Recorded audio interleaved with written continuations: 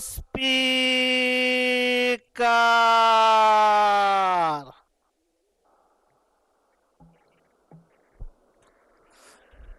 أعوذ بالله من الشيطان الرجيم. بسم الله الرحمن الرحيم.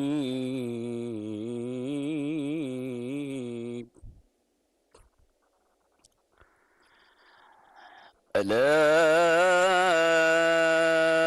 إن لله ما في السماوات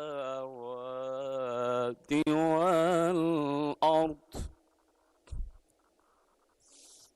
قد يعلم ما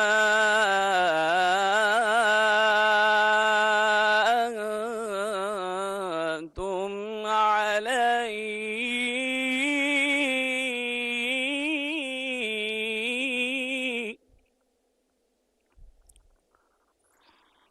ويوم يرجعون إليه فينبئهم بما عملوا والله بكل شيء عليم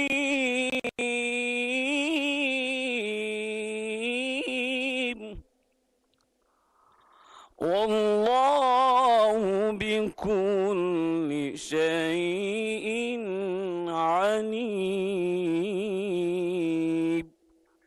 صدق الله العلي العظيم. সূরাতুন নূর এর 64 নং আয়াতে কারিমা তেলাওয়াত করা হলো, যার বাংলা অর্থ হচ্ছে এইরূপ: জেনে রেখো, আসমান সমূহ ও জমিনে যা কিছু আছে তা সবই আল্লাহ তাআলার জন্য নিবেদিত। তোমরা যে অবস্থার উপর আছো আল্লাহ তাআলা ভালো করেই তা জানেন। যেদিন মানুষ সবাই তার দিকেই প্রত্যাবর্তিত হবে, অতঃপর তিনি তাদের সব কিছুই জানিয়ে দেবেন যা কিছু তারা দুনিয়ায় করত। আল্লাহ তাআলা সব বিষয়ে ওয়াকফি হাল। বারাকাল্লাহু লানা ওয়া লাকুম ফিল কুরআনিল আযীম। ওয়াসসালামু আলাইকুম ওয়া রাহমাতুল্লাহি ওয়া বারাকাতুহু।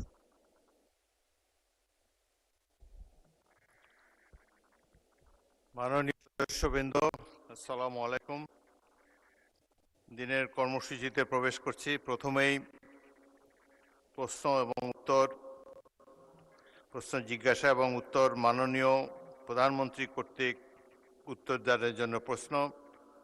প্রথম প্রশ্ন উত্থাপন করার জন্য মোসাম্মদ তাহসিনা রুশদি, সিলেট 2-কে প্রশ্ন করার জন্য আহ্বান জানাচ্ছি। বিসমিল্লাহির রহমানির রহিম। মাননীয় স্পিকার, আপনাকে ধন্যবাদ। আমি আমার তারকা চিহ্নিত প্রশ্ন 1, মাননীয় প্রধানমন্ত্রী অনুগ্রহ করিয়া বলিবেন কি সরকারের নির্বাচনী ইস্তেহারে ঘোষিত বিভিন্ন কার্যক্রমসমূহের কি কি অগ্রগতি সাধিত হইয়াছে? আমি মহান সংসদ উত্থাপন করলাম। ধন্যবাদ মাননীয় সদস্য। মন্ত্রী, প্রশ্নটি উত্তর অনেক দীর্ঘ, এটিকে পঠিত বলে গণ্য করতে পারি, বলে গণ্য হোক। বিসমিল্লাহির রহমানির রহিম। মাননীয় স্পিকার, আসসালামু আলাইকুম।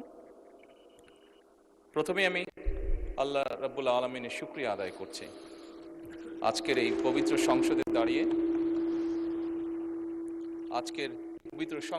দাঁড়িয়ে বাংলাদেশের মানুষের ভোটে নির্বাচিত বাংলাদেশ জাতীয়তাবাদী দল কি কি পরিকল্পনা গ্রহণ করেছে দেশের মানুষের স্বার্থে, দেশের মানুষের জন্য, সেগুলো বলার সুযোগ করে দেওয়ার জন্য। একই সাথে আমি আন্তরিকভাবে ধন্যবাদ জানাতে চাই ঢাকা 17 আসনের যে সকল ভোটারবৃন্দ আমাকে নির্বাচিত করে এই আসনে প্রতিনিধিত্ব করার জন্য জাতীয় সংসদে পাঠিয়েছেন। একই সাথে যারা ভোট দেননি, আমি মনে করি আমার পবিত্র দায়িত্ব বাংলাদেশের নাগরিক হিসেবে তাদেরকেও প্রতিনিধিত্ব করা, তাদেরকেও দেখভাল করা। মাননীয় স্পিকার, সরকারের নির্বাচনী ইশতেহারে ঘোষিত কার্যক্রমসমূহ বাস্তবায়নের জন্য সকল মন্ত্রণালয় বিভাগ আগামী 180 দিন, আগামী অর্থ বছর এবং আগামী 5 বছরের কর্মপরিকল্পনা প্রণয়নের জন্য এরই ভিতরে বিভিন্ন প্রকার উদ্যোগ গ্রহণ করেছে। ইতিমধ্যে নির্বাচনী ইশতেহারে ঘোষিত কিছু গুরুত্বপূর্ণ কার্যক্রম বাস্তবায়নের লক্ষ্যে উল্লেখযোগ্যভাবে অগ্রগতিও হয়েছে। প্রান্তিক ও নিম্ন আয়ের পরিবারগুলোকে, যেখানে বাংলাদেশের অধিকাংশ পরিবারই প্রান্তিক বা নিম্ন আয়ের পরিবারের সদস্য, এই পরিবারগুলোকে প্রাথমিক পর্যায়ে 13টি জেলায় প্রায় 37,814টি নারী প্রধান পরিবারকে ফ্যামিলি কার্ড প্রদান কার্যক্রম শুরু হয়েছে। মাননীয় স্পিকার, একই সাথে কৃষকের সার্বিক সুরক্ষা প্রদানের জন্য সরকার কৃষক কার্ড প্রদানের উদ্যোগও গ্রহণ করেছে। প্রাথমিক পর্যায়ে কৃষি সম্প্রসারণ অধিদপ্তরের মাধ্যমে বাংলাদেশের 8টি বিভাগের 10টি জেলার 11টি উপজেলায় 11টি ব্লকে পাইলটিং কাজ শুরু হয়েছে। এছাড়া নির্বাচনী অঙ্গীকার বাস্তবায়নের লক্ষ্যে ইতিমধ্যে সরকার শস্য, ফসল, পশুপালন ও মৎস্য খাতে 10,000 টাকা পর্যন্ত কৃষি ঋণ এরই মধ্যে মওকুফ করেছে। মাননীয় স্পিকার, সরকারের নির্বাচনী ইশতেহার বাস্তবায়নের প্রাথমিক পর্যায়ে ঈদ উল ফিতরের পূর্বেই যা আমরা দেশের মানুষের কাছে প্রতিশ্রুতি দিয়েছিলাম, ঈদ উল ফিতরের পূর্বেই 3,995 জন ইমাম, 2,975 জন মুয়াজ্জিন, 2,604 জন খাদেম এবং হিন্দু মন্দিরের 114 জন পুরোহিত, 83 জন সেবায়িত, বৌদ্ধ বিহার বা প্যাগোডার 15 জন অধ্যক্ষ এবং 16 জন উপাধ্যক্ষ, সর্বমোট 9,102 জন উপকারভোগীর ব্যাংক অ্যাকাউন্টে নির্বাচনী প্রতিশ্রুতি অনুযায়ী সম্মানী পৌঁছে দেওয়া হয়েছে। মাননীয় স্পিকার, ই হেলথ কার্ড প্রদান বিষয়ে পাইলটিং কার্যক্রমের আওতায় খুলনা জেলায় ই হেলথ কার্ড প্রদানের জন্য একটি প্রকল্প অনুমোদন প্রক্রিয়াধীন রয়েছে। সরকারের নির্বাচনী ইশতেহার অনুযায়ী আগামী 5 বছরে ইনশাআল্লাহ 20,000 কিলোমিটার খাল খনন পুনর্খনন কর্মসূচি গত 16 মার্চ 2026 হতে বাস্তবায়ন শুরু হয়ে গিয়েছে। এর মধ্যে জুন 2026 পর্যন্ত পানি সম্পদ মন্ত্রণালয়, স্থানীয় সরকার বিভাগ ও কৃষি মন্ত্রণালয় 1204 কিলোমিটার খাল খনন পুনর্খনন করবে ইনশাআল্লাহ। এছাড়া দুর্যোগ ব্যবস্থাপনা ও ত্রাণ মন্ত্রণালয় কর্তৃক 2026 সাল পর্যন্ত কাবিখা, কাবিটা, টিআর এই সকলের মাধ্যমে 1500 কিলোমিটার খাল খনন পুনর্খনন সংস্কারের কাজ হবে ইনশাআল্লাহ। মাননীয় স্পিকার, সামগ্রিক বিশ্বে পরিবেশ একটি সিরিয়াস কনসার্ন হয়ে দেখা দিয়েছে। আমরা ইনশাআল্লাহ 5 বছরে 25 কোটি বৃক্ষরোপণ ও সবুজ কর্মসংস্থান সৃষ্টির লক্ষ্যে বনায়ন সৃজনের জন্য ইতিমধ্যে 1,50,00,000 বিভিন্ন প্রজাতির চারা উৎপাদন করা হয়েছে। এই উৎপাদিত চারাসমূহ চলতি বছর আসন্ন বর্ষা মৌসুমে ইনশাআল্লাহ রোপণ করা হবে। মাননীয় স্পিকার, দেশের শিশু সন্তানদেরকে সহযোগিতা করার জন্য, তাদের পাশে দাঁড়ানোর জন্য আমাদের একটি নির্বাচনী প্রতিশ্রুতি ছিল এবং তারই অংশ হিসেবে এই বছরই সরকারি প্রাথমিক বিদ্যালয় ইনশাআল্লাহ 2 লক্ষ শিশুর মাঝে বর্তমান সরকার বিনামূল্যে স্কুল ড্রেস বিতরণের পরিকল্পনা বাস্তবায়ন করবে ইনশাআল্লাহ। কারিগরি ও ভাষা দক্ষতা উন্নয়নে আগামী 180 দিনের মধ্যে কারিগরি শিক্ষা প্রতিষ্ঠানে ৯,০০০ শিক্ষককে ট্যাব প্রদান করা হবে ইনশাআল্লাহ। ৩,৮৩২টি মাল্টিমিডিয়া ক্লাসরুম স্থাপন করা হবে। একই সাথে ১৭২ জন শিক্ষার্থীকে ইটালিয়ান ও জাপানিজ ভাষা শিক্ষা প্রদান করা হবে। মাননীয় স্পিকার, একই সাথে ৪১৮টি কারিগরি ও মাদ্রাসা শিক্ষা প্রতিষ্ঠানে জুন ২০২৬-এর মধ্যে ফ্রি ওয়াইফাই চালুর উদ্যোগ গ্রহণ করা হয়েছে। একই সাথে মাননীয় স্পিকার, বাংলাদেশে ঢাকা শহর সহ বিভিন্ন গুরুত্বপূর্ণ জায়গাগুলোতে পাবলিক প্লেস যেগুলোকে আমরা কনসিডার করি, এরকম অনেকগুলো জায়গাতে এর মধ্যেই ঢাকা কমলাপুর স্টেশন, ঢাকা বিমানবন্দর সহ এরকম গুরুত্বপূর্ণ জায়গাগুলোতে এরই মধ্যে ফ্রি ওয়াইফাই স্থাপন করা হয়েছে। মাননীয় স্পিকার, আপনি নিজেও একজন খেলোয়াড় ছিলেন, বাংলাদেশের অন্যতম ফেমাস খেলোয়াড় ছিলেন, ফুটবল প্লেয়ার ছিলেন। সারা দেশের শহর এবং গ্রাম অঞ্চলে খেলার মাঠ নির্ধারণ ও অবকাঠামো উন্নয়নে কর্মকৌশল নির্ধারণের জন্য কেন্দ্রীয় পর্যায়ে এরই ভিতরে কমিটি গঠন করা হয়েছে। হাইটেক সফটওয়্যার পার্ক ও আইসিটি সেন্টারসমূহ কার্যকরভাবে পরিচালনার জন্য এবং বাংলাদেশে আমাদের ইয়াং জেনারেশন যারা বিভিন্ন আইটিতে কাজ করে থাকে তারা যাতে তাদের আর্থিক বা যেই অর্থ তারা সঞ্চয় করে থাকে এটি যাতে স্বাচ্ছন্দ্যে তারা এই দেশে নিয়ে আসতে পারে, সেই জন্য পেপ্যালের কার্যক্রম আরম্ভ করার কার্যকর উদ্যোগ এরই মধ্যে গ্রহণ করা হয়েছে এবং এর জন্য একটি কমিটিও গঠন করা হয়েছে। মাননীয় স্পিকার, নির্বাচনী ইশতেহারকে প্রাধান্য দিয়ে বেতন কাঠামো আদায় জাতীয় ক্রীড়াবিদদের জন্য, যা আপনি নিজেও আমি বিশ্বাস করি অ্যাপ্রিসিয়েট করবেন মাননীয় স্পিকার, এরই ভিতরে ক্রীড়া ভাতা চালু করা হয়েছে। প্রাথমিক পর্যায়ে ৫০০ জন ক্রীড়াবিদকে এই ভাতার আওতায় আনার পরিকল্পনা নেওয়া হয়েছে, যার মধ্যে মাননীয় স্পিকার এরই ভিতরে ১২৯ জন আন্তর্জাতিক বিষয়ে সাফল্য অর্জনকারী ক্রীড়াবিদকে এরই ভিতরে ভাতা প্রদান করা হয়েছে। মাননীয় স্পিকার, ল্যাঙ্গুয়েজ স্টুডেন্ট ভিসায় বর্তমান জামানতবিহীন যে ঋণ ছিল তার সীমা যাতে আমাদের ছাত্ররা, আমাদের ইয়াং জেনারেশনের সদস্যরা যাতে সহজেই বিদেশে যেতে পারে এই কর্মসূচির আওতায়, তার জন্য তাদের ঋণ সীমা ৩ লক্ষ থেকে ১০ লক্ষ টাকায় উন্নীত করা হয়েছে। জাপানগামী শিক্ষার্থীদের জন্য ভিসা সিওই এর ভিত্তিতে এই ঋণ প্রদান সহজকরণ করা হয়েছে আগের থেকে অনেক। মাননীয় স্পিকার, আপনাকে আন্তরিক ধন্যবাদ। ধন্যবাদ মাননীয় প্রধানমন্ত্রী। মাননীয় সদস্য তাহসিনা রুশদীর, আপনি একটি সম্পূরক প্রশ্ন করতে পারেন। ধন্যবাদ মাননীয় স্পিকার। মাননীয় প্রধানমন্ত্রী, আপনি প্রথম বলেছেন স্বপ্ন নয় পরিকল্পনা, কথা নয় কাজ। আপনি আপনার নির্বাচনী ইশতেহার বাস্তবায়নের কাজ শুরু করে সেটা প্রমাণ করেছেন, যা দেশের সকল মহলে প্রশংসিত হয়েছে। মাননীয় প্রধানমন্ত্রী, পহেলা বৈশাখ বাংলা নববর্ষে কৃষকদের জন্য যে কৃষিকার্ড বিতরণের পরিকল্পনা হাতে নিয়েছেন সেটা সারা বাংলাদেশের সকল উপজেলায় কৃষকদের হাতে কবে নাগাদ পৌঁছতে পারে আপনার কাছে সবিনয়ে জানতে চাই। আপনাকে অগ্রিম নববর্ষের শুভেচ্ছা জানাচ্ছি। ধন্যবাদ মাননীয় স্পিকার। মাননীয় প্রধানমন্ত্রী। মাননীয় সংসদ সদস্য, আপনাকে ধন্যবাদ আপনার প্রশ্নের জন্য।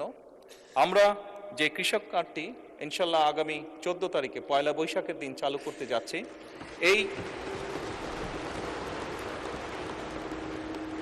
এই পাইলট কর্মসূচির আওতায় এরই ভিতরে আমরা প্রায় মোটামুটিভাবে 22,000 বিভিন্ন ধরনের কৃষক, প্রায় 22,000কে এই পাইলট প্রজেক্টের আওতায় নিয়ে এসেছি।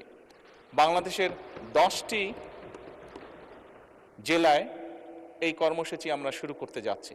আপনি যদি জিজ্ঞেস করেছেন যে কবে নাগাদ সমগ্র বাংলাদেশে এটি সকল কৃষককে আমরা দিতে পারবো, বাংলাদেশে সরকারের কাছে যে হিসাব আছে তাতে প্রায় 2,75,00,000 কাছাকাছি কৃষক আছে, প্লাস মাইনাস। আমরা ইনশাল্লাহ পর্যায়ক্রমিকভাবে আগামী কয়েক বছরের মধ্যে চেষ্টা করব, আমাদের সরকারের পরিকল্পনা রয়েছে সকল কৃষকের কাছে পর্যায়ক্রমিকভাবে পৌঁছানোর জন্য। ধন্যবাদ। সম্পূরক প্রশ্ন করার জন্য জনাব আখতার হোসেন আহ্বান জানাচ্ছি। আপনার মাধ্যমে মাননীয় প্রধানমন্ত্রীর থেকে জানতে চাই যে ফ্যামিলি কার্ড, কৃষক কার্ড, কৃষি কার্ড, হেলথ কার্ড যে ধরনের কর্মসূচিগুলো গ্রহণ করা হয়েছে তার ইতিবাচক কিছু দিক রয়েছে। জানার বিষয় হলো যে ঠিক কতজন ব্যক্তিকে বা পরিবারকে এই কার্ডগুলোর আওতায় নিয়ে আসা হবে, তাতে কতটুকু বাজেট বরাদ্দ করা হবে এবং সেই বাজেট বরাদ্দ সমন্বয় করতে গিয়ে মূল্যস্ফীতি, মুদ্রাস্ফীতির মতো পরিবেশ পরিস্থিতি তৈরি হওয়ার মতো পরিস্থিতি তৈরি হয়, সেটার ব্যাপারে সরকারের পরিকল্পনা কি? আপনার মাধ্যমে মাননীয় প্রধানমন্ত্রীর কাছে সে ব্যাপারে জানতে চাই। মাননীয় প্রধানমন্ত্রী। ধন্যবাদ মাননীয় সংসদ সদস্য। আপনি যে প্রশ্নটি করেছেন যে কতজন মানুষের কাছে আমরা পৌঁছে দেব, তাই তো, এবং মূল্যস্ফীতি হবে কিনা, বাজেট কত। স্বাভাবিকভাবে বাজেট কত এটি আমরা আপনাদেরকে এখনই বলছি না, অর্থাৎ আমরা পর্যায়ক্রমিকভাবে জিনিসগুলোকে সামনে এগিয়ে নিয়ে যাব। আমাদের এক একটি কৃষক কার্ড এবং এক একটি ফ্যামিলি কার্ডে আমরা রেখেছি কৃষক কার্ড যারা পাবেন সেই সকল কৃষক 2,500 টাকা পাবেন বছরে, এবং ফ্যামিলি কার্ডে যারা পাবেন তারা সে সকল নারী প্রতি মাসে 2,500 টাকা পাবেন। আমরা যেহেতু প্রতি মাসে এটিকে এক্সটেন্ড করতে থাকবো, অর্থাৎ অধিক সংখ্যক নারী কৃষক কার্ড পাবেন, অধিক সংখ্যক কৃষক কার্ড পাবেন। একবারে সবাইকে দিচ্ছে না, পৃথিবীর কোনো দেশের পক্ষে একবারে সেটি সম্ভব না করা। সেই জন্য প্রতি বছরই আমরা বাজেটের স্যাংশন বাড়াবো, প্রতি বছরই বাজেটে আমরা টাকা অ্যালোকেট করব, এভাবে পর্যায়ক্রমিকভাবে ধীরে ধীরে আমরা এগোবো। এবং অবশ্যই বাজেটের প্রাধান্য পাবে। এবং আপনি যেটা বলেছেন মূল্যস্ফীতি হবে কিনা, আমরা তো টাকা ছাপিয়ে দিচ্ছি না, আমরা যেহেতু টাকা ছাপিয়ে দিচ্ছি না কাজে মূল্যস্ফীতি হবে না, বরং আমরা মনে করি এই টাকাগুলো যখন মার্কেটে যাবে, যারা কৃষক কার্ড পাচ্ছেন সেই সকল কৃষক, যারা প্রান্তিক পর্যায়ে নারীরা যারা পাচ্ছেন টাকা, নিশ্চয়ই তারা সিঙ্গাপুর বা বিভিন্ন দেশে টাকা পাচার করবেন না, সেই টাকা লোকাল অর্থনীতিতে তারা খরচ করবেন। এবং একজন নারী স্বাভাবিকভাবে সেটি তার সন্তানের লেখাপড়ার পিছে খরচ করবেন, অথবা সেটি তার সন্তান বা পরিবারকে একটু ভালো খাবারের ব্যবস্থা করবেন, অথবা তিনি লোকালি কোনো ছোট ব্যবসা প্রতিষ্ঠান গড়ে তুলবেন। ফলে যেটা হচ্ছে, যেই টাকাটা সরকারের কাছ থেকে তার কাছে যাচ্ছে সেই টাকাটা লোকাল ইকোনমিকে শক্তিশালী করছে, লোকাল ইকোনমিতে সেটি রোটেট করছে। যেমন একজন নারী যখন সেই টাকাটি পাবেন, উনি যদি একটি মুদির দোকানে গিয়ে সদাই করেন, এরকম ওনার আশেপাশে যারা সেটি পাবেন, আরও যে সকল পরিবার, আরও যে সকল নারী পাবেন, তারা সকলে যখন ওই মুদির দোকানে যাবেন, স্বাভাবিক সেই মুদির দোকানের সেল বাড়বে। সেই মুদির দোকানে যখন একজন কর্মচারী যদি এখন থেকে থাকে, 1 মাস পরে বা 2 মাস বা 3 মাস পরে সেই মুদির দোকান মালিক দেখবে যে আমার একজন কর্মচারী দিয়ে হচ্ছে না, তখন সে আরেকজন কর্মচারী নিয়োগ করবে। ফলে কি দাঁড়াচ্ছে, কর্মসংস্থান হচ্ছে, এবং সেই কর্মচারী 2 জন বেতন পাবে, তারাও গিয়ে গামছা কিনবে, লুঙ্গি কিনবে, অথবা তার সন্তানের জন্য চিপস কিনবে, অথবা একটা ছোট্ট ফ্রক কিনবে তার মেয়ের জন্য। ফলে লোকাল ইকোনমি আস্তে আস্তে স্ট্রেনদেন হবে, লোকাল ইকোনমি আস্তে আস্তে বড় হবে। কাজেই মূল্যস্ফীতি হবে বলে আমরা মনে করি না, আমাদের কোনো রিসার্চে মূল্যস্ফীতি বলে না, বরং অর্থনীতি আরো সচল হবে, অর্থনীতি আরো স্ট্রেনদেন হবে। এবং লোকাল যে সকল ইন্ডাস্ট্রি আছে, বাংলাদেশের শতকরা 70 থেকে 80% মানুষ যে সকল প্রোডাক্ট কনজিউম করে সেগুলো লোকাল ইন্ডাস্ট্রি প্রোডাক্ট কনজিউম করে। কাজে লোকাল ইন্ডাস্ট্রিগুলোকে স্ট্রেনদেন করার এটি আরেকটি উপায়। এবং তার ফলে যেটি হবে, সামগ্রিকভাবে ডিপ্রাইভ যে সকল মানুষ আছে, আমি বলছি না যে আগামী 6 মাসের মধ্যে এটি হবে, তবে ইনশাল্লাহ 3 থেকে 5 বছরের মধ্যে আপনি যে পরিবর্তনটি দেখবেন, যারা প্রান্তিক গোষ্ঠীর মানুষ তাদের জীবনযাত্রার মান ইনশাল্লাহ অনেক উন্নত হবে। ধন্যবাদ মাননীয় স্পিকার। ধন্যবাদ মাননীয় প্রধানমন্ত্রী। তারকা চিহ্নিত প্রশ্ন 2, জনাব ABM মোশাররফ হোসেন, পটুয়াখালী 4, আপনার প্রশ্নটি দয়া করে উত্থাপন করুন। ধন্যবাদ মাননীয় স্পিকার। কৃতজ্ঞতা মাননীয় প্রধানমন্ত্রী। আমি তারকা চিহ্নিত প্রশ্ন 2 উত্থাপন করছি। মাননীয় প্রধানমন্ত্রী, অনুগ্রহ করিয়া বলিবেন কি, সরকার কর্তৃক প্রবর্তিত ফ্যামিলি কার্ড কর্মসূচির মাধ্যমে নারীর ক্ষমতায়নের সুযোগ কতটুকু রহিয়াছে এবং কতদিনের মধ্যে এই ফ্যামিলি কার্ড সারা দেশে সম্প্রসারণ করা হবে? ধন্যবাদ মাননীয় স্পিকার। মাননীয় প্রধানমন্ত্রী। মাননীয় স্পিকার এবং মাননীয় সংসদ সদস্য, আপনাদের উভয়কে ধন্যবাদ।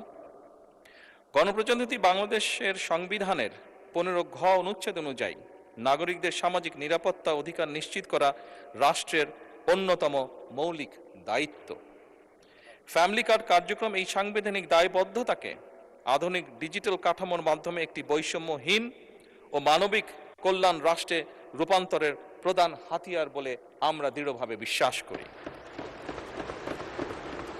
মাননীয় স্পিকার, এই কর্মসূচির মূল দর্শনই হচ্ছে ব্যক্তি নয়, বরং পরিবারের উন্নয়নের মূল একক। বর্তমানে দেশে প্রচলিত 95টিরও বেশি সামাজিক নিরাপত্তা কর্মসূচির মাধ্যমে সমাজের পিছিয়ে পড়া জনগোষ্ঠীকে সহায়তা প্রদান করা হয়।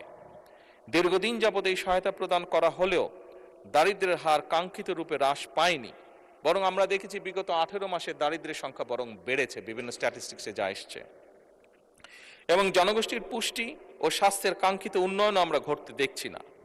দেখা গেছে কোনো পরিবারে মাকে এ জাতীয় সহায়তা প্রদান করা হলে সহায়তাটি পরিবারের শিশুসহ অন্যান্য সদস্যদের খাদ্য, পুষ্টি, জরুরি চিকিৎসা ও শিক্ষায় ব্যবহার করা হয় এবং অর্থের অপচয় বা অপ্রয়োজনীয় খাতে ব্যয়ের সুযোগ হ্রাস পায়। এ কারণেই ফ্যামিলি কার্ড পরিবারের প্রধান নারী সদস্যকে প্রদান করার সিদ্ধান্ত গ্রহণ করা হয়েছে। একদিকে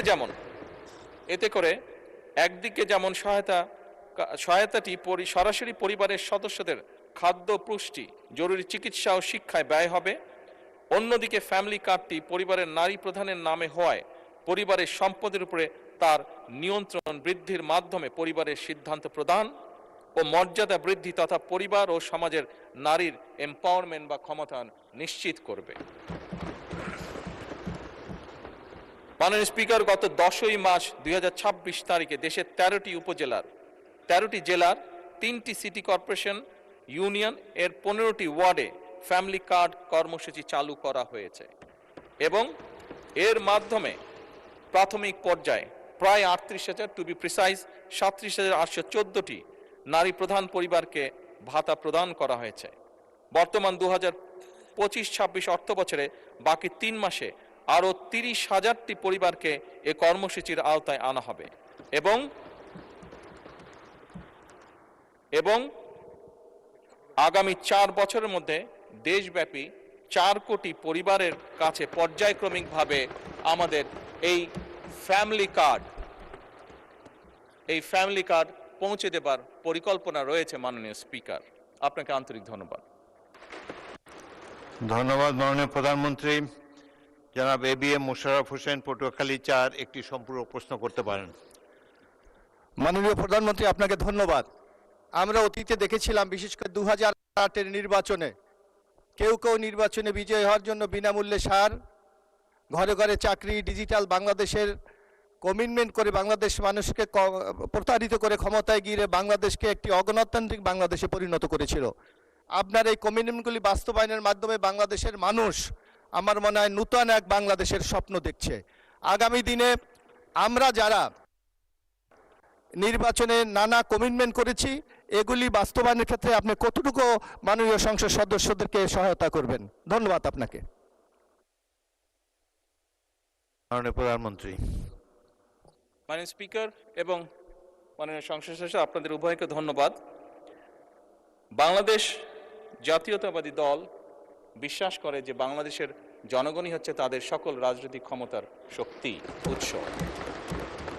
এবং এরই ভিতরে আমি আপনাদের সামনে উপস্থাপন করেছি যে আমরা বাংলাদেশের মানুষের কাছে যে প্রতিশ্রুতি দিয়েছিলাম, সেই প্রতিশ্রুতিগুলো এই মহান সংসদে দাঁড়িয়ে আমি উপস্থাপন করেছি যে এই প্রতিশ্রুতিগুলোর বাস্তবায়ন প্রাথমিক কাজ বর্তমান সরকার শুরু করেছে। এবং যেহেতু আমরা বিশ্বাস করি জনগণই আমাদের সকল ক্ষমতার উৎস, যেহেতু আমরা বিশ্বাস করি জনগণের কাছে আমরা যে ওয়াদা করেছি সেটি পূরণে আমরা বদ্ধপরিকর, সেজন্যই বাংলাদেশের জনগণ যাদেরকে নির্বাচিত করেছে একটি নিরপেক্ষ নির্বাচনের মাধ্যমে, সেই নির্বাচিত সদস্যদের মাধ্যমে, সারা দেশের নির্বাচিত সদস্যদের মাধ্যমে, পবিত্র জাতীয় সংসদের সদস্যদের মাধ্যমে আমরা পর্যায়ক্রমিকভাবে আমাদের সকল কর্মসূচিগুলো ইনশাআল্লাহ বাস্তবায়ন করব। মাননীয় সংসদ সদস্য, মাননীয় স্পিকার, আমরা দেখেছি অতীতে, মাননীয় সংসদ সদস্য, আপনার প্রশ্নের রেশ ধরেই বলতে চাই, আমরা অতীতে দেখেছি বিভিন্ন রাজনৈতিক দল বিভিন্ন রকম কমিটমেন্ট করেছিল নির্বাচনের আগে। আপনি দু একটি কথা উল্লেখ করেছেন, কেউ কেউ বিভিন্ন রকম টিকিটও বিলি করেছিল। তবে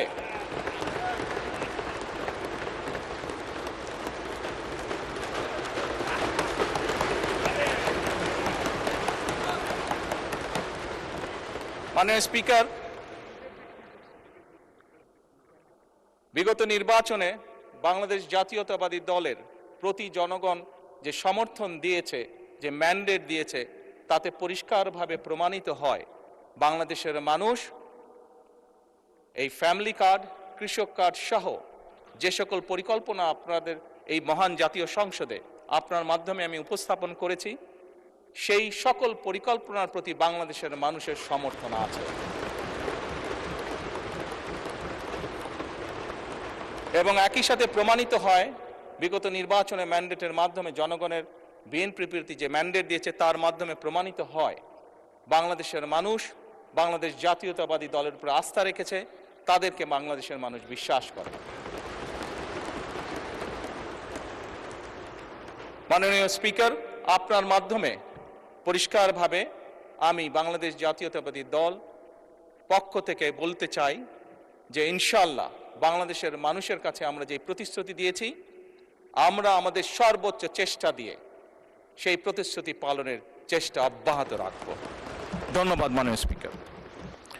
ধন্যবাদ মাননীয় প্রধানমন্ত্রী। যারা মাসুম মুস্তফা, নেত্রকোনা 5, একটি প্রশ্ন করতে পারেন এবং ফ্যামিলি কার্ডের উপরে প্রশ্ন করবেন। ধন্যবাদ মাননীয় স্পিকার। আমি আপনার মাধ্যমে মাননীয় প্রধানমন্ত্রীকে অভিনন্দন জানাই যে উনি ফ্যামিলি কার্ড চালু করেছেন এবং কৃষক কার্ড চালু করবেন। আমার প্রশ্ন হচ্ছে, শ্রমিক সমাজের জন্য শ্রমিক কার্ড চালু করার কোনো পরিকল্পনা সরকারের আছে কিনা? ধন্যবাদ আপনাকে মাননীয় স্পিকার। মাননীয় প্রধানমন্ত্রী। মাননীয় সংসদ সদস্য, আপনাকে আন্তরিকভাবে ধন্যবাদ আপনার প্রশ্নের জন্য। এই মুহূর্তে আমাদের এইরকম কোনো শ্রমিকদের জন্য কার্ড দেবার পরিকল্পনা নেই, তবে শ্রমিক কল্যাণ ফেডারেশনের যে সকল অর্থ আছে শ্রমিকদের জন্য, শ্রমিকদের কল্যাণের জন্য, অবশ্যই সেই অর্থগুলি সত্যিকারভাবে শ্রমিকদের জন্য ব্যয় করা হচ্ছে কিনা আমরা সেটিকে অবশ্যই খোঁজ খবর করব এবং আমরা নিশ্চিত করার চেষ্টা করব যে সত্যিকারভাবে অন্য কোনো কিছুর পিছনে যাতে সেই অর্থ ব্যয় না হয়, বরং সেই অর্থ যাতে সঠিকভাবে সত্যিকারভাবে শ্রমিকদের কল্যাণের জন্যই ব্যয় করা হয়। আমাদের সরকারের এটি থাকবে অন্যতম প্রধান লক্ষ্য। ধন্যবাদ মাননীয় সংসদ সদস্য। ধন্যবাদ মাননীয় প্রধানমন্ত্রী। তারকা চিহ্নিত প্রশ্ন 3, যারা মোহাম্মদ আবুল কালাম, কুমিল্লা 9, প্রশ্নটি উত্থাপন করুন। বিসমিল্লাহির রহমানির রহিম। মাননীয় স্পিকার, আপনাকে ধন্যবাদ। আমি মাননীয় স্পিকার আপনার মাধ্যমে আমার নির্বাচনী এলাকা কুমিল্লা 9 লাকসা মনোহরগঞ্জের সর্বস্তরের জনগণকে আমি আমার পক্ষ থেকে আন্তরিক ধন্যবাদ জানাচ্ছি। মাননীয় স্পিকার, আমি আপনার মাধ্যমে মাননীয় প্রধানমন্ত্রীর উত্তর দানের জন্য আমার তারকা চিহ্নিত প্রশ্ন 3 মহান জাতীয় সংসদে উপস্থাপন করছি। মাননীয় প্রধানমন্ত্রী, অনুগ্রহ করিয়া বলিবেন কি, বিগত ফ্যাসিস্ট সরকারের আমলে বাংলাদেশ হতে কি পরিমাণ অর্থ বিদেশে পাচার করা হয়েছিল এবং উক্ত টাকা ফিরিয়ে আনার জন্য সরকার কি কি পদক্ষেপ গ্রহণ করবে? ধন্যবাদ মাননীয় স্পিকার। মাননীয় প্রধানমন্ত্রী। মাননীয় স্পিকার, মাননীয় সংসদ সদস্য, আপনাদের উভয়কে ধন্যবাদ আমাকে এই প্রশ্নের উত্তর বলার সুযোগ করে দেওয়ার জন্য। মাননীয় স্পিকার, সরকার পরিচালনার দায়িত্ব গ্রহণ করার পর থেকে আমরা দেখছি যে আমরা অত্যন্ত ভঙ্গুর একটি অর্থনীতি পেয়েছি। তারপরেও দুর্নীতিকে এই সময়ের মধ্যে যতটুকু সম্ভব দুর্নীতির টুটি চেপে ধরে এবং বিভিন্ন জায়গায় বিভিন্ন লিকেজ বন্ধ করার উদ্যোগ গ্রহণের মাধ্যমে আমরা চেষ্টা করছি কিভাবে জনগণের যে ট্যাক্সের টাকা সেটিকে সর্বোচ্চ অগ্রাধিকার দিয়ে সবচেয়ে ভালোভাবে সেটিকে জনগণের স্বার্থে এবং দেশের স্বার্থে ব্যবহার করা যায়। মাননীয় স্পিকার, অন্তর্বর্তীকালীন সরকার কর্তৃক যে শ্বেতপত্র প্রণয়ন করা হয়েছিল বা প্রণয়ন কমিটি যে করা হয়েছিল সেটির তথ্য মতে 2009 থেকে 2023 সালের মধ্যে বাংলাদেশ থেকে অবৈধ অর্থ প্রবাহের পরিমাণ ছিল আনুমানিক 234 বিলিয়ন মার্কিন ডলার, যা বছর হিসাবে যদি আমরা ভাগ করি তাহলে বছরে গড়ে 16 বিলিয়ন মার্কিন ডলার, বাংলাদেশি টাকায় 1.8 লক্ষ কোটি টাকা। মাননীয় স্পিকার, পাচারকৃত প্রত্যেক বছর পাচারকৃত এই অর্থ একাধিক দেশে স্থানান্তরিত হয় অভিযোগ থাকায় তা উদ্ধারে সংশ্লিষ্ট দেশগুলোর সাথে মাননীয় স্পিকার এরই ভিতরে তথ্য বিনিময়, সম্পদ শনাক্তকরণ এবং পারস্পরিক আইন সহায়তা জোরদার করা হচ্ছে। মাননীয় স্পিকার, এই লক্ষ্যে পারস্পরিক আইন সহায়তা চুক্তি বা মাল্টিপল লিগ্যাল অ্যাসিস্ট্যান্ট ট্রিটি সম্পাদন এবং মাল্টিপল লিগ্যাল অ্যাসিস্ট্যান্ট রিকোয়েস্ট এর বিনিময় মিউচুয়াল লিগ্যাল অ্যাসিস্ট্যান্ট সম্পাদন এবং মিউচুয়াল লিগ্যাল অ্যাসিস্ট্যান্ট রিকোয়েস্টের বিনিময় প্রক্রিয়ার জন্য পররাষ্ট্র মন্ত্রণালয় সংশ্লিষ্ট সকল মন্ত্রণালয় এবং সংস্থার সাথে সরকার নিবিড়ভাবে কাজ করছে। অর্থ পাচারের গন্তব্য যে দেশগুলো প্রাথমিকভাবে সরকার চিহ্নিত করতে সক্ষম হয়েছে সেই দেশগুলো হলো USA, UK, Canada, Switzerland, Australia, Thailand, UAE, Singapore, Malaysia এবং হংকং, চায়না। এদের মধ্যে 3টি দেশের মালয়েশিয়া, হংকং এবং সংযুক্ত আরব আমিরাতের সাথে চুক্তি স্বাক্ষরের বিষয়ে সম্মতি প্রদান করা হয়েছে। অপর 7টি দেশের সাথেও চুক্তি স্বাক্ষরের বিষয়টি মাননীয় স্পিকার প্রক্রিয়াধীন আছে। আমরা চেষ্টা করছি, আমাদের এন্ড থেকে আমরা চেষ্টা করছি এটাকে যত দ্রুত সম্পন্ন করা সম্ভব হয়। মাননীয় স্পিকার, ইতিমধ্যে বাংলাদেশ ব্যাংকের গভর্নরের সভাপতিত্বে একটি আন্তঃসংস্থা টাস্কফোর্স গঠন করা হয়েছে। এই টাস্কফোর্স কর্তৃক চিহ্নিত এবং অগ্রাধিকার প্রাপ্ত 11টি মামলায় পাচার হওয়ার অর্থ পুনরুদ্ধারের জন্য আইনি প্রক্রিয়া চলমান রয়েছে। আন্তঃসংস্থা টাস্কফোর্স কর্তৃক চিহ্নিত অগ্রাধিকারপ্রাপ্ত কেসসমূহ অনুসন্ধান এবং তদন্তের জন্য দুর্নীতি দমন কমিশনের নেতৃত্বে এবং বাংলাদেশ পুলিশের CID, জাতীয় রাজস্ব বোর্ডের সেন্ট্রাল এজেন্সিয়াল সেল, শুল্ক গোয়েন্দা তদন্ত অধিদপ্তরের সমন্বয়ে 11টি যৌথ অনুসন্ধান ও তদন্ত দল গঠন করা হয়েছে। GIT গঠনের পর অগ্রাধিকার প্রাপ্ত মামলাগুলো অগ্রগতি নিম্নরূপ। মাননীয় স্পিকার, যেই নিম্নরূপ এটি পঠিত বলিয়া গণ্য করিতেছি। ধন্যবাদ মাননীয় প্রধানমন্ত্রী। ধন্যবাদ। জনাব মোহাম্মদ আবুল কালাম, কুমিল্লা 9, আপনি একটি সম্পূরক প্রশ্ন করতে পারেন। মাননীয় স্পিকার, আপনাকে ধন্যবাদ। আমার প্রশ্নের তথ্যবহুল উত্তর দানের জন্য আমি মাননীয় প্রধানমন্ত্রীকে আন্তরিক ধন্যবাদ জানাচ্ছি। মাননীয় স্পিকার, ফ্যাসিস্ট আওয়ামী লীগ সরকারের দীর্ঘ 16 বছরে বড় বড় মেগা প্রকল্পের নামে মেগা দুর্নীতি মাধ্যমে দেশ থেকে প্রায় 28 লক্ষ কোটি টাকা পাচার করে দেশকে তলাবিহীন ঝুড়িতে পরিণত করেছে।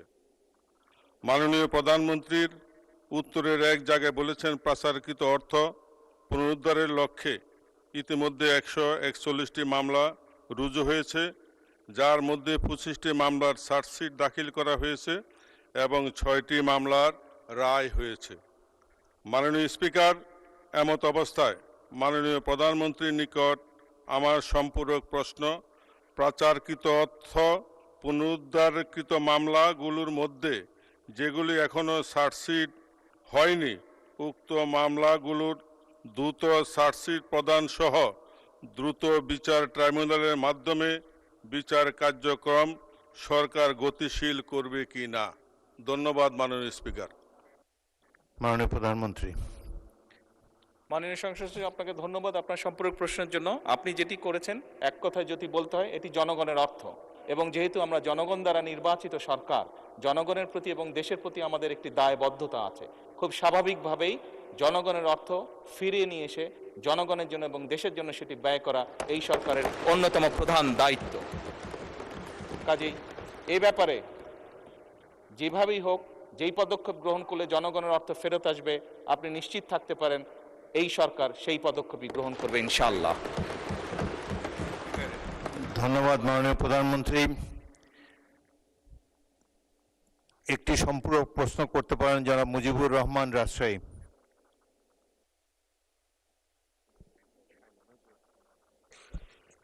ধন্যবাদ মাননীয় স্পিকার।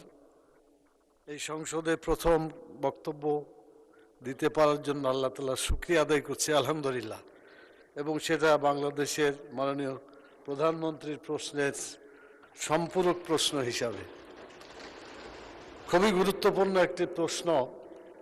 গোটা জাতি যে এই প্রশ্নের সাথে স্পর্শকাতরভাবে অপেক্ষা করছে যে এটা এ দেশের টাকা কিভাবে ফেরত আনা যায়। খুব গুরুত্বপূর্ণ এই প্রশ্নের জবাব মাননীয় প্রধানমন্ত্রী দিয়েছেন।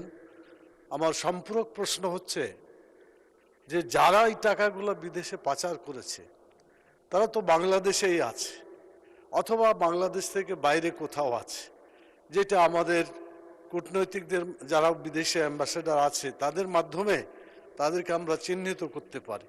আমার প্রশ্ন মাননীয় প্রধানমন্ত্রীর কাছে, ওনার কার্যালয়ে যারা যারা টাকা পাচার করেছে তার কোনো তালিকা ইতিমধ্যে তিনি প্রস্তুত করতে পেরেছেন কিনা? যদি না পেরে থাকেন, কতদিনের মধ্যে এই পাচারকৃত ব্যক্তি প্রতিষ্ঠানগুলোকে তালিকাভুক্ত করা যাবে এবং যারা বাংলাদেশে অবস্থানরত আছে তাদেরকে ধরে অ্যারেস্ট করে দ্রুত দেশ এবং জাতির আকাঙ্ক্ষা পূরণের জন্য এই জনগণের টাকাকে উদ্ধার করা যাবে? এই উদ্যোগ তিনি কতদিন নাগাদ নিতে পারেন আমি মাননীয় প্রধানমন্ত্রীর কাছে জানতে চাই। শুক্রিয়া, থ্যাংক ইউ। মাননীয় প্রধানমন্ত্রী। মাননীয় স্পিকার এবং মাননীয় সংসদ সদস্য, আপনাকে ধন্যবাদ এই প্রশ্নটি করার জন্য। প্রথমত, এই অন্যায়ের সাথে যারা জড়িত তাদের লিস্ট করার দায়িত্ব প্রধানমন্ত্রীর কার্যালয়ের নয়। এটি লিস্ট করার দায়িত্ব সরকারের সংশ্লিষ্ট বিভাগ আছে, তারা এটি লিস্ট করছে। দ্বিতীয় বিষয়টি হচ্ছে মাননীয় সংসদ সদস্য, মাননীয় স্পিকার, এটি বর্তমান সরকার একটি নির্বাচিত সরকার। আমরা অতীতে দেখেছি সরকারের বিভিন্ন ব্যক্তিবর্গ তাদের বিভিন্ন রকম ইচ্ছা আগ্রহের কারণে দেশের আইন কানুন নীতি নৈতিকতার তোয়াক্কা না করে যাকে যেরকম হয়েছে উঠিয়ে নিয়ে গেছে, যার কাছ থেকে যেরকম মনে হয়েছে জোর করে কিছু লিখিয়ে নিয়ে গেছে। বর্তমান সরকার আইনের প্রতি শ্রদ্ধাশীল। বর্তমান সরকার দেশের প্রচলিত আইন মেনে কাজ করতে চায় এবং আইনের ভিত্তিতেই বিচার করতে চায়, যাতে করে কোনো মানুষ ন্যায্য আইন থেকে বঞ্চিত হতে না পারে। এবং সে কারণেই মাননীয় স্পিকার, আইনগতভাবেই আমরা সকল প্রক্রিয়া গ্রহণ করব। আইনগতভাবেই আইন তার নিজস্ব গতিতে এগিয়ে যাবে এবং দেশের প্রচলিত আইন অনুযায়ী নির্ধারিত হবে তাদের শাস্তি যারা এই দেশের অর্থ, এই দেশের জনগণের অর্থ তছরুফ করেছে বা এই দেশের জনগণের অর্থ যারা পাচার করেছে। ধন্যবাদ মাননীয় স্পিকার। ধন্যবাদ মাননীয় প্রধানমন্ত্রী। প্রধানমন্ত্রীর প্রশ্ন উত্তরের জন্য নির্ধারিত 30 মিনিট সময় শেষ হয়েছে। এখন আমি মন্ত্রীদের উত্তর দানের জন্য তারকা চিহ্নিত প্রশ্ন আহ্বান করব। প্রথম প্রশ্ন 130 নম্বর তারকা চিহ্নিত প্রশ্ন, জনাব মোহাম্মদ আখতারুজ্জামান মিয়া, আপনার প্রশ্নটি উত্থাপন করুন।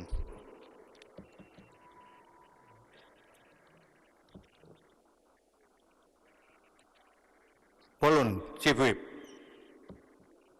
প্রধানমন্ত্রীর যেসব প্রশ্নের উত্তর দিয়েছেন, বাকি যে কয়টা প্রশ্ন রয়েছে তা সংসদে উত্থাপিত হলো বলে গণ্য করা হবে। এটা আপনার ফেয়ার থেকে আপনি বললে এটা উত্থাপিত হলো।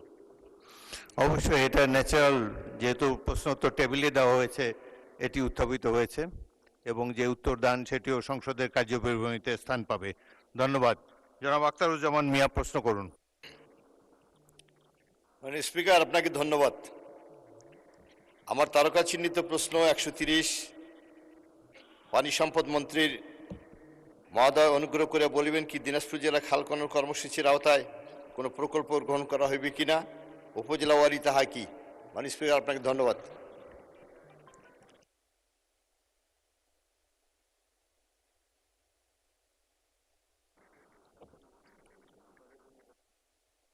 মাননীয় মন্ত্রী।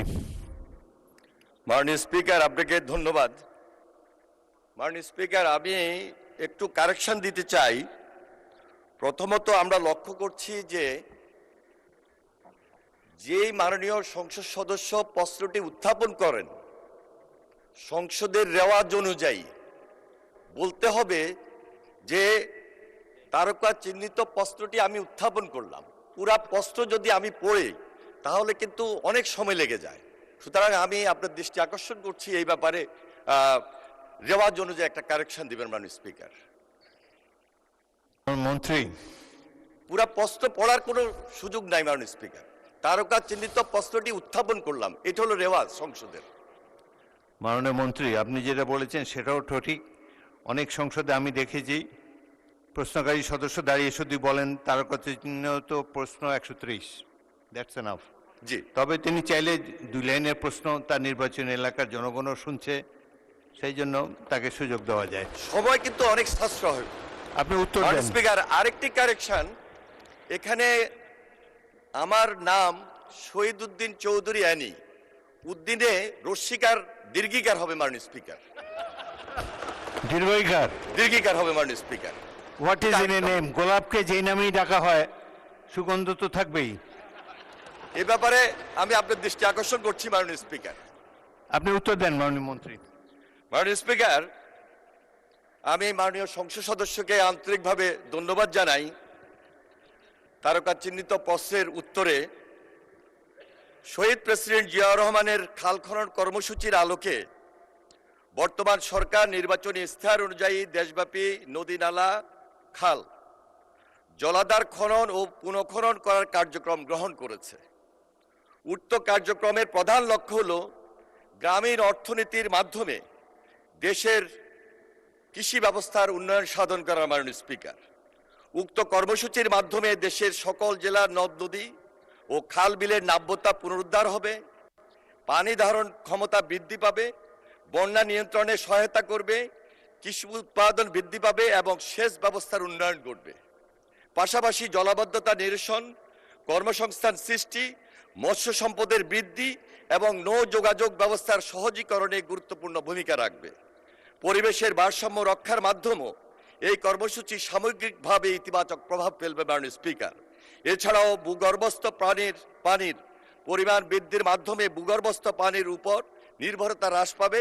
এর ফলে একদিকে খরা প্রবণতা কমবে, অন্যদিকে বন্যা ও জলাবদ্ধতা হ্রাস পাবে। মাননীয় স্পিকার, আপনাকে আরো অবগত করি, গত 16 মার্চ 2026 তারিখে দিনাজপুর জেলার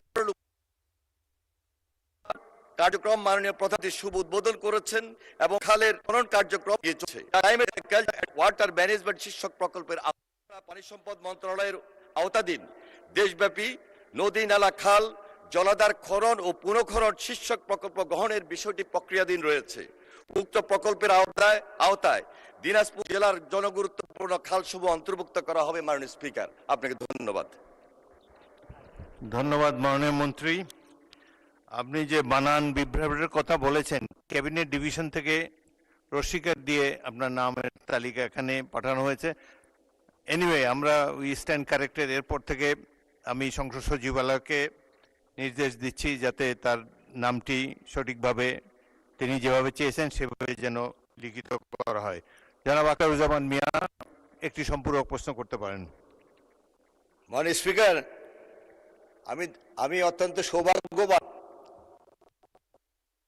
এই কারণে যে 1979 সালে আমার বাংলাদেশ জাতীয়তাবাদের প্রাণপ্রিয় প্রতিষ্ঠাতা শহীদ রাষ্ট্রপতি জিয়াউর রহমান আমার ইউনিয়নে একটা খাল খনন করেছিলেন। আমার নির্বাচন এলাকায় যে নদী আত্রাই নদী, সেটা 2 ভাগ হয়ে গেছে, একটা আত্রাই একটা কাকড়া হয়ে।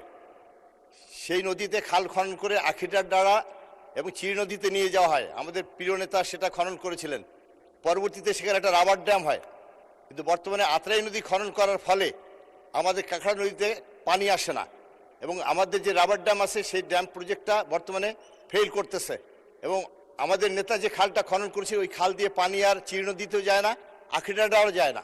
সুতরাং আমি অনুরোধ করব, যেহেতু ওই ইউনিয়নের মানুষ, আমার নেতা ওই ইউনিয়নে গেছিলেন, যার জন্য ওই নদীটা খনন করার মধ্য দিয়ে আমার নেতার যে যে কাজটা করেছিলেন সেটাকে আবার দ্রুত চালু করা যাবে কিনা এই ব্যাপারে মাননীয় মন্ত্রী মহোদয়ের দৃষ্টি আকর্ষণ করছি। মাননীয় স্পিকার, আপনার ধন্যবাদ। স্পিকার, আপনাকে ধন্যবাদ। আমরা 16 তারিখে যখন মাননীয় প্রধানমন্ত্রী দিনাজপুর জেলার কাহারোল উপজেলার শাহপাড়া খালটি উদ্বোধন করতে যান, তার আগেই আমরা যখন দেখেছি আত্রাই নদী এবং পাশাপাশি কাক্কা নদীর এটাকে এখন আর নদী বলা যাবে না, খাল হয়ে গিয়েছে মাননীয় স্পিকার, এবং এত বেশি পলি জমেছে এখানে। আমরা লক্ষ্য করেছি যদি এই খালটি পুনঃখনন না করা হয় তাহলে ওই উত্তরাঞ্চলে সামগ্রিকভাবে এলাকার জনগণ সুবিধা থেকে উপকার থেকে অনেক বঞ্চিত হবে। আমাদের নলেজে রয়েছে, আমরা যাচাই বাছাই করব। আমি আশ্বস্ত করতে চাই মাননীয় সংসদ সদস্যকে যে খুব শীঘ্রই এই ব্যাপারে পরীক্ষা নিরীক্ষা করে আমরা একটা সঠিক সিদ্ধান্ত গ্রহণ করার চেষ্টা করব। ধন্যবাদ মাননীয় স্পিকার। ধন্যবাদ মাননীয় মন্ত্রী। সম্পূরক প্রশ্ন করতে পারেন আহমদ বিন কাসেম, ঢাকা।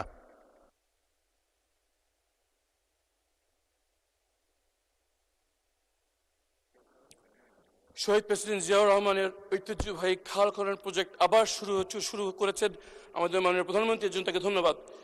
কিন্তু কুপির নিচে অন্ধকারের মতো সারা বাংলাদেশের প্রত্যন্ত অঞ্চলে খাল খনন হচ্ছে, কিন্তু ঢাকা শহরে শত শত কিলোমিটার খাল বেদখল অবস্থায় পড়ে রয়েছে। এইগুলো উদ্ধার করার জন্য কি প্রক্রিয়া, কোনো প্রজেক্ট হাতে নেওয়া হচ্ছে কিনা? এবং এই খাল বেদখল হয়ে আছে বেশিরভাগ সময়ে সরকার দলীয় লোকদের দ্বারা। এই খাল উদ্ধারের জন্য সরকারের কি পরিকল্পনা আমি জানতে চাচ্ছি। ধন্যবাদ মাননীয় স্পিকার। মাননীয় মন্ত্রী। মাননীয় স্পিকার, আপনাকে ধন্যবাদ। আমি মাননীয় সংসদ সদস্যকে অসংখ্য ধন্যবাদ জানাবো যে এই বিষয়ে তিনি আমাদের দৃষ্টি আকর্ষণ করেছেন। এর পূর্বেই আমরা আন্তঃ মন্ত্রণালয় একটি বৈঠক করেছি, যে বৈঠকে পানি সম্পদ মন্ত্রণালয়ের পাশাপাশি এলজিডি, স্থানীয় সরকার সমবায় মন্ত্রণালয়ের সেখানে প্রতিনিধি উপস্থিত ছিলেন, প্রতিমন্ত্রী মহোদয় উপস্থিত ছিলেন, কৃষি মন্ত্রণালয়ের প্রতিমন্ত্রী উপস্থিত ছিলেন, কর্মকর্তাবৃন্দ উপস্থিত ছিলেন, পাশাপাশি দুর্যোগ ব্যবস্থাপনা মন্ত্রণালয়ের প্রতিমন্ত্রী সাহেব উপস্থিত ছিলেন। সবাই মিলে আমরা সিদ্ধান্ত নিয়েছি যে ঢাকা শহরে যেহেতু স্থানীয় সরকার মন্ত্রণালয়ের অধীনস্থ, আমরা তাকে স্ট্রেংথেনিং করার ব্যাপারে সর্বাত্মক সহযোগিতা করব। ইতিমধ্যে ঢাকার পাশাপাশি সুবাড্ডা খালে আমরা গিয়েছি, আমরা সেখানে পরিদর্শন করেছি, এই ব্যাপারে যথাযথ আমরা উদ্যোগ গ্রহণ করেছি। আমরা আশা করছি খুব শীঘ্রই আরও বেশি ত্বরান্বিত করার মাধ্যমে আমরা ঢাকা শহরবাসীর যে উপকার দেওয়ার দরকার সেটা আমরা অ্যাডজাস্ট করতে সক্ষম হব। মাননীয় স্পিকার, আপনাকে অসংখ্য ধন্যবাদ। ধন্যবাদ মাননীয় মন্ত্রী। পরবর্তী প্রশ্ন তারকা চিহ্নিত প্রশ্ন 132, শেখ মোহাম্মদ রেজাউল ইসলাম, নওগাঁ 6। দয়া করে প্রশ্ন উত্থাপন করুন। বিসমিল্লাহির রহমানির রহিম। মাননীয় স্পিকার, আপনাকে ধন্যবাদ। আমার তারকা চিহ্ন প্রশ্ন 132 আপনার মাধ্যমে মহান জাতীয় সংসদে উপস্থাপন করলাম। মাননীয় মন্ত্রী জনাব মোহাম্মদ আব্দুল বারী।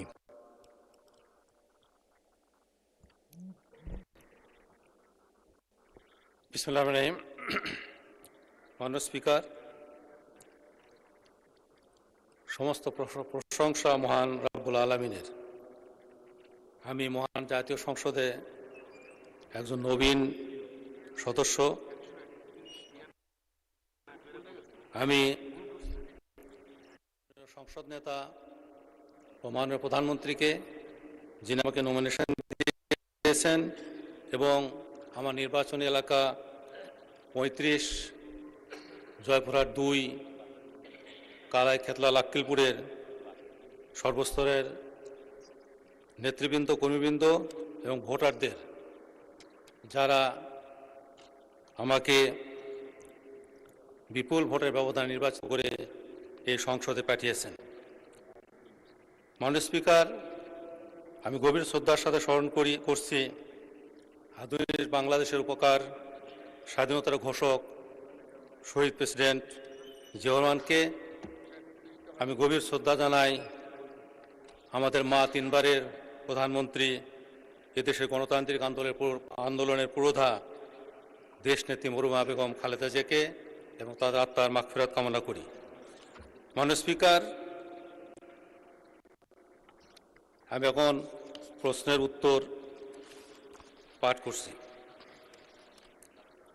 মাননীয় স্পিকার, 31 ডিসেম্বর 2023 পর্যন্ত সরকারি কর্মচারীদের জনবল সংক্রান্ত হালনাগাদকৃত তথ্যের ভিত্তিতে সর্বশেষ প্রকাশিত স্ট্যাটিস্টিক্স অফ পাবলিক সার্ভেন্টস 2024 মোতাবেক সকল মন্ত্রণালয় ও সরকারি অফিসসমূহের শ্রেণীওয়ারে কর্মরত কর্মচারীর সংখ্যা এবং শূন্য পদের সংখ্যা নিম্নরূপ। শ্রেণী প্রথম 1,90,773, শূন্য পদ 68,884, প্রথম থেকে নবম গ্রেড। দ্বিতীয় 2,33,726, শূন্য 1,29,166, দশম থেকে 12তম গ্রেড। তৃতীয় 6,13,835, শূন্য 1,46,799, 13তম থেকে 16তম। চতুর্থ 4,04,577, শূন্য 1,15,235, 17তম থেকে 20তম। অন্যান্য 7,980, শূন্য পদ 8,136। সরকারি কর্মচারী কিন্তু সরকারের বেতন স্কেল অনুসরণ করেন অনারারি নির্দিষ্ট বেতনভুক্ত ও চুক্তিভিত্তিক যারা বিভিন্ন শ্রেণীতে অবস্থান করে। মোট কর্মরত কর্তা কর্মচারীর সংখ্যা 14,50,891, শূন্য পদ 4,68,220। ধন্যবাদ মাননীয় স্পিকার। ধন্যবাদ। মাননীয় চিফ হুইপ। স্পিকার, এই মাননীয় আইনমন্ত্রী আমার পাশেই বসা, আর তার প্রশ্ন ছিল 131, সেটা আপনি স্কিপ করে গেছেন, খেয়াল করেননি হয়তোবা। আরেকটা সম্পূর্ণ প্রশ্ন নেওয়ার পরেই এই প্রশ্নটা দেব।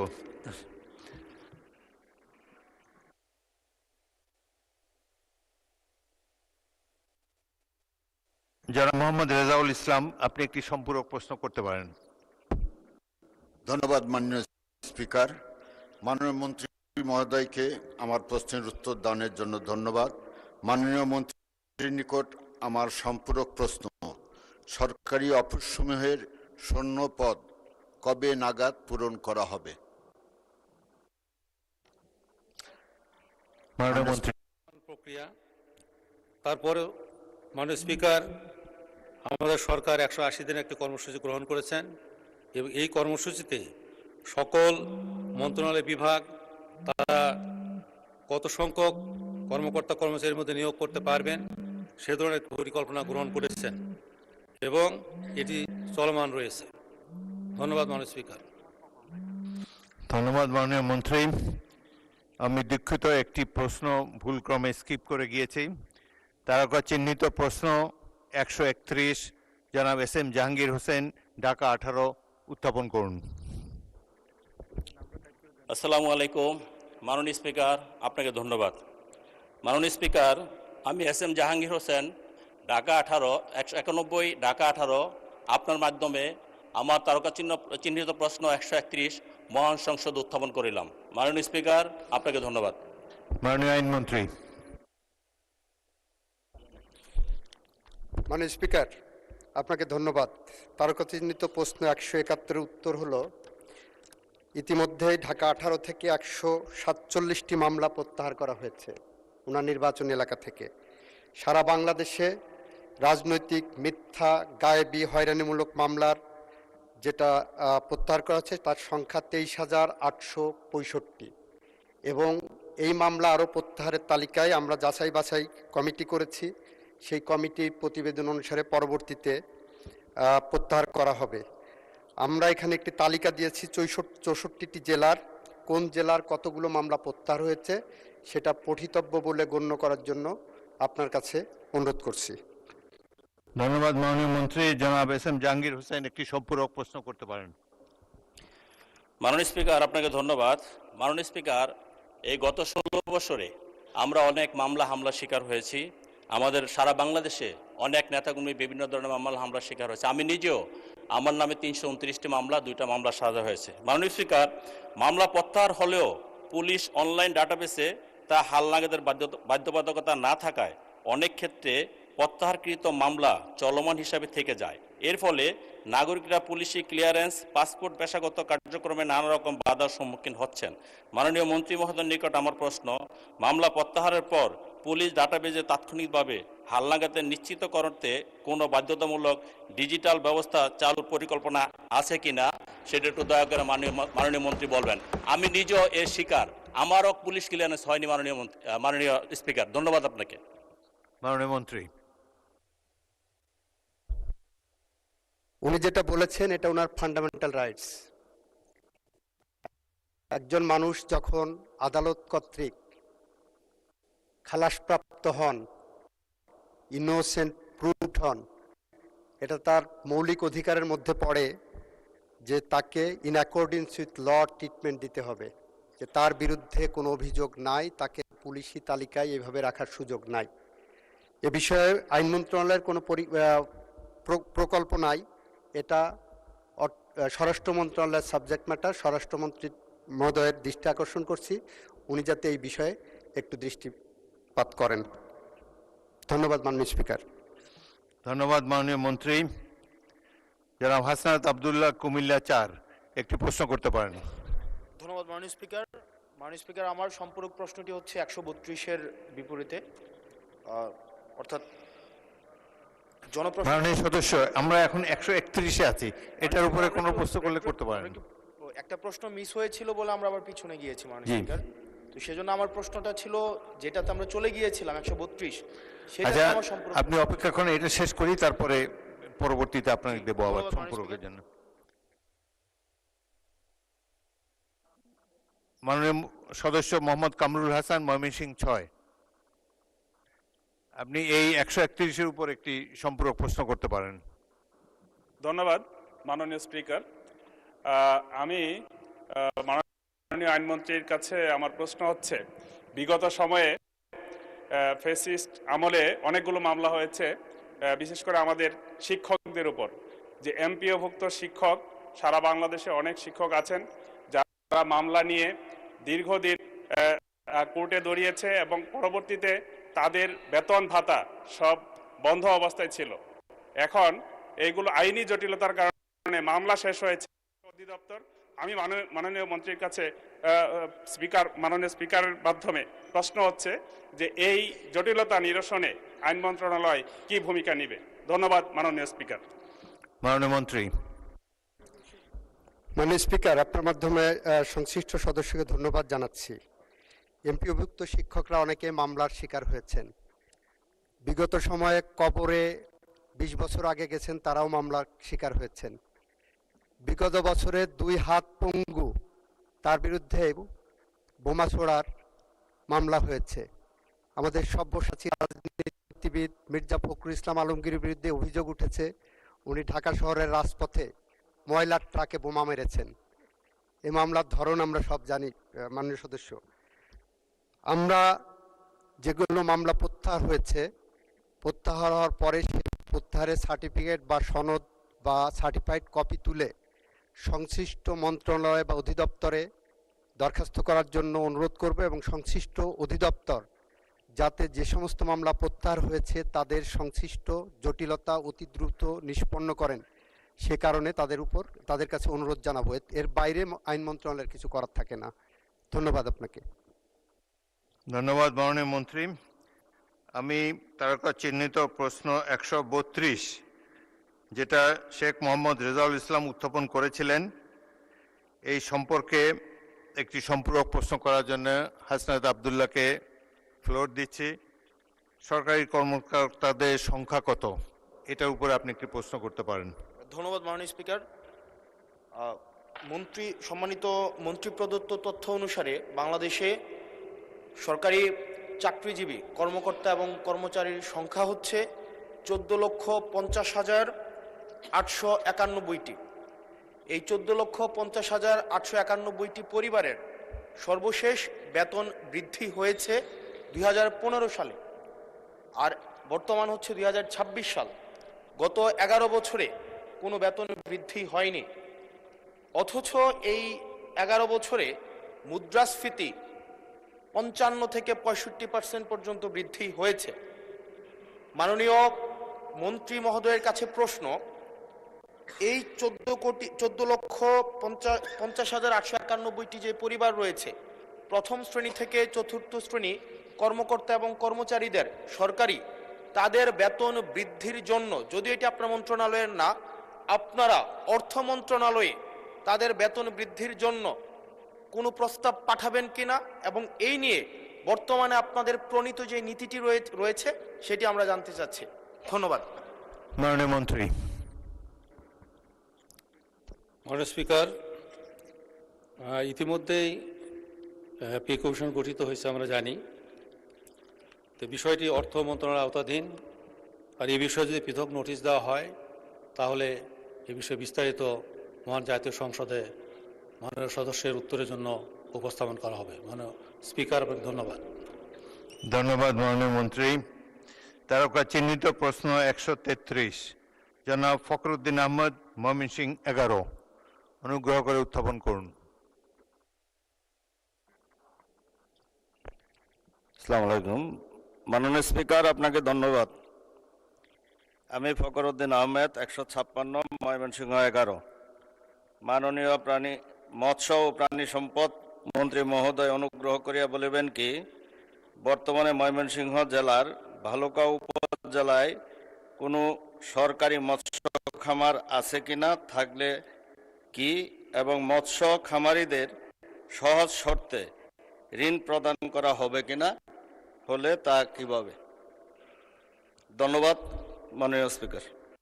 মাননীয় কৃষিমন্ত্রী।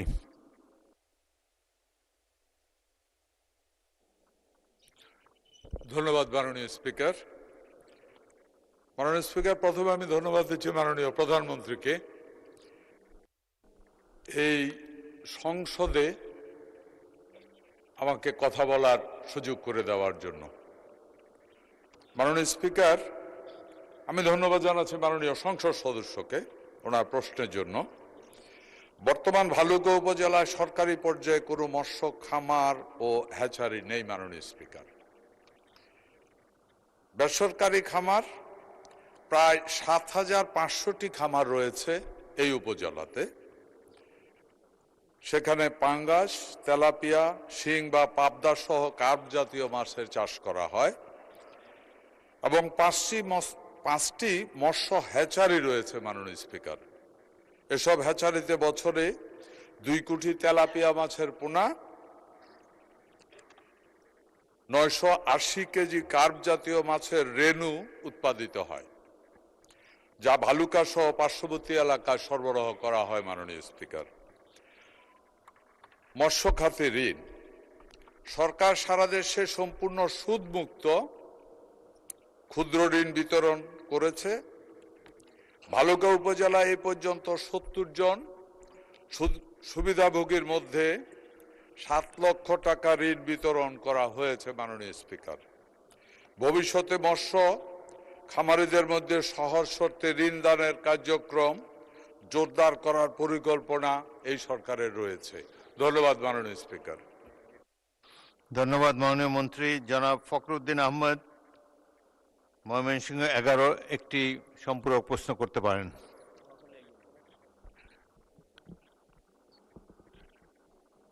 মাননীয় মন্ত্রী মহোদয়, আপনাকে ধন্যবাদ। মাননীয় স্পিকার, আপনাকে ধন্যবাদ। আপনার মাধ্যমে আমি মাননীয় মৎস্য ও প্রাণী সম্পদ মন্ত্রী মহোদয়ের দৃষ্টি আকর্ষণ করছি। আমার নির্বাচনী এলাকা ময়মনসিংহ 11 ভালুকা শিল্প সমৃদ্ধ এলাকা হওয়ার পাশাপাশি বর্তমানে প্রাণী সম্পদ ও দুগ্ধ উৎপাদনে এক অপার সম্ভাবনার অঞ্চল হয়ে উঠেছে। এই খাতের টেকসই উন্নয়ন ও খামারিদের স্বার্থ রক্ষায় আমি মাননীয় মন্ত্রীর কাছে নিম্নোক্ত বিষয়ে সম্পর্ক একটি প্রশ্ন রাখতে চাই। ভালুকা খামারিদের আধুনিক প্রশিক্ষণের জন্য একটি জাতীয় খামারি প্রশিক্ষণ ইনস্টিটিউট এবং গুণগত মান নিশ্চিতকরণে একটি রপ্তানিমুখী সরকারি মাংস ও দুগ্ধ প্রক্রিয়াজাতকরণ প্লান্ট স্থাপনের কোনো পরিকল্পনা সরকারের আছে কিনা? ধন্যবাদ মাননীয় স্পিকার।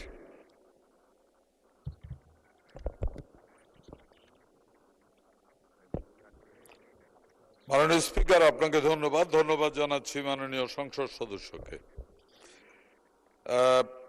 আমাকে যে প্রশ্নটি করা হয়েছিল, মূল প্রশ্নটি যেটা ছিল মাননীয় স্পিকার, এই প্রশ্ন ছিল মৎস্য খামার নিয়ে। এখানে দুগ্ধজাত বা প্রাণী সম্পদ সংক্রান্ত কোনো প্রশ্ন ছিল না। তারপরেও আমি যেটা বলতে পারি যে এই সরকার প্রাণী এবং মৎস্য এই দুই সেক্টরেই অনেক ইনভেস্টমেন্ট করার পরিকল্পনা আছে। বিভিন্ন জায়গায় যেখানে দুগ্ধ উৎপাদন হয় সেখানে যেন ফার্মার্স লেভেল সঠিক দাম পায়, এ কারণে বিভিন্ন ধরনের ব্যবস্থা গ্রহণ করা হচ্ছে। যেমন ওই এলাকাতে মার্কেট তৈরি, দুধের মার্কেট তৈরি, অথবা বিভিন্ন সমবায় সমিতি তৈরির মাধ্যমে খামারিরা যেন সঠিক মূল্য পায়, এ ধরনের ব্যবস্থা করা হয়েছে। এর থেকে অনেক বেশি এটার ব্যাপারে ওনার ওই ভালুকা এলাকাতে এই ব্যাপারে বিশেষ করে প্রাণী সম্পদ বা দুগ্ধ উৎপাদনের ব্যাপারে যদি উনি আরো ডিটেলস কিছু জানতে চান তাহলে আমাকে আবার যদি নোটিশ আকারে দেন তাহলে আমি ডিটেলস সবকিছু পরবর্তীতে ওনাকে লিখিতভাবে জানাবো ইনশাআল্লাহ। মাননীয় স্পিকার, ধন্যবাদ আপনাকে। জনাব আনিসুর রহমান, মাদারীপুর 3, একটি সম্পূরক প্রশ্ন করতে পারেন। স্পিকার, আপনাকে ধন্যবাদ। আমি আপনার মাধ্যমে মাননীয় মন্ত্রীর কাছে জানতে চাই, বছরে একবার ইলিশ মাছ ধরা কিছুটা সময়ের জন্য বন্ধ থাকে। আমরা যাতে বেশি করে ইলিশ মাছ পাই সেজন্য বাংলাদেশে হাওর, খাল, বিলে যে মিঠা পানির মাছ থাকে, বৈশাখ মাসে অন্তত 15 দিন সেই মাছ ধরা বন্ধ করা যাবে কিনা সেটা মন্ত্রীর কাছে আমি প্রশ্ন রাখছি। মাননীয় মন্ত্রী। ধন্যবাদ মাননীয় স্পিকার। আমি এই মাননীয় সংসদ সদস্যকে ধন্যবাদ। এই সংসদ সদস্য মাননীয় স্পিকার জাতির অ্যাসেট হবে।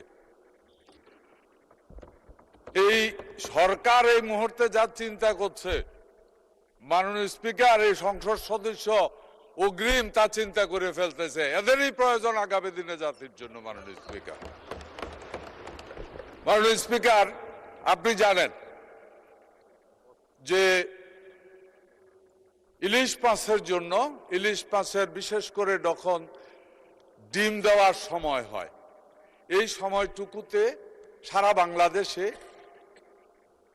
ইলিশ মাছ ধরা বন্ধ থাকে এবং সেটা লম্বা সময়ের জন্য, প্রায় 2 মাসের জন্য বন্ধ করা হচ্ছে।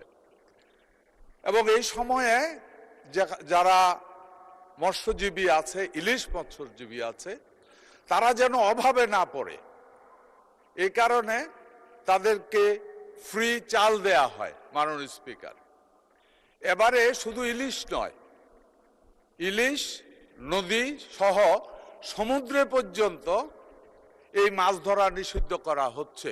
বিশেষ করে লেস ডেপথ ওয়াটার যেটা আছে, যেখানে এই সিজনে ওই জাতীয় মাছগুলি পোনা দেয় এবং তখন যদি মাছ ধরা হয় তাহলে সমুদ্রেরও বিভিন্ন জাতের মাছের পোনা ধ্বংস হয়ে যায়, নষ্ট হয়ে যায়। এই কারণে ওইটাও বন্ধ করে দেওয়া হয়েছে। উনি জানতে চেয়েছে হাওরে বা জলা মিঠা পানিতে এটা কোনো বন্ধ করার, নির্দিষ্ট সময়ে বন্ধ করার কোনো পরিকল্পনা আছে কিনা। জি মাননীয় স্পিকার, এ ধরনের পরিকল্পনা আছে এবং এই সৃজন থেকেই আমরা মিঠা পানিতে, মাননীয় স্পিকার, একদিন কত মিঠা পানির মাছ আছিল, নিজে হাতে খানিয়েছি, এত বড় বড় শিং মাছ ধরছি মাননীয় স্পিকার, আজকাল আর নাই, সারা নষ্ট হয়ে গেছে সব। টাকি মাছ, কই মাছ কিচ্ছু পাওয়া যায় না মাননীয় স্পিকার। এর কারণে একটাই, ন্যাচারাল যে ব্রিডিং আছে এটা ধ্বংস হয়ে গেছে।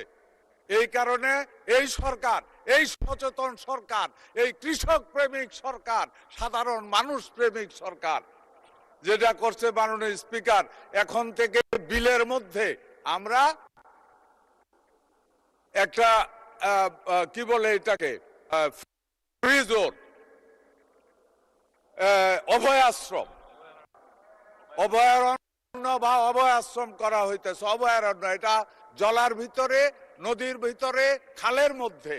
এবার থেকেই অভয়ারণ্য করা হবে এবং সেখানে মাছ ধরতে দেওয়া হবে না। যেখানে মাদার মাছ যারা আছে পাবে, ডুলা ভরা মাছ থাকবে, পুকুর ভরা মাছ থাকবে। মাননীয় স্পিকার, ধন্যবাদ আপনাকে। ধন্যবাদ মাননীয় মন্ত্রী।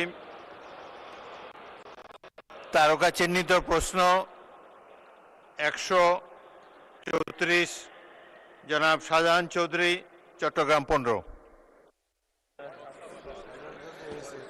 আসসালামু আলাইকুম।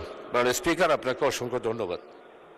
আমি মহান সংসদে আমার তারকাচিহ্নিত প্রশ্ন 134 উত্থাপন করছি। মাননীয় স্পিকার, আপনাকে ধন্যবাদ।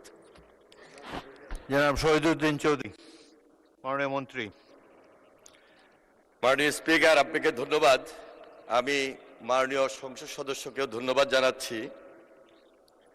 দেশের কৃষি, সেচ ও নিষ্কাশন ব্যবস্থার উন্নতির লক্ষ্যে চলতি অর্থবছরের অবশিষ্ট সময়ে বাংলাদেশ পানি উন্নয়ন বোর্ডের আওতায় মোট 318.639 কিলোমিটার খাল পুনঃখননের পরিকল্পনা রয়েছে। মাননীয় স্পিকার, উল্লেখ্য যে গত 16/3/2026 তারিখে গণপ্রজাতন্ত্রী বাংলাদেশ সরকারের মাননীয় প্রধানমন্ত্রী দিনাজপুর জেলার কাহারোল উপজেলার বলরামপুরে শাহপাড়া খাল পুনঃখননের মাধ্যমে বর্তমান সরকারের অন্যতম নির্বাচনী অঙ্গীকার দেশব্যাপী নদী, নালা, খাল, জলাধার খনন ও পুনঃখনন কর্মসূচির বাস্তবায়ন কার্যক্রম শুরু করেন।